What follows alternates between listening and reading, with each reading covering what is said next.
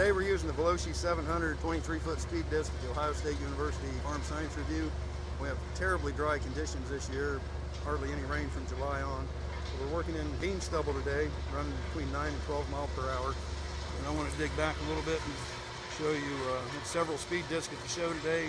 Some of them couldn't get very deep at all. When we started in this plot today, we were about 1.5 inches deep, and we had the disc set up for a field we was in Tuesday, but this field is even harder and drier, so we made a few quick on-the-go adjustments, just took a few seconds.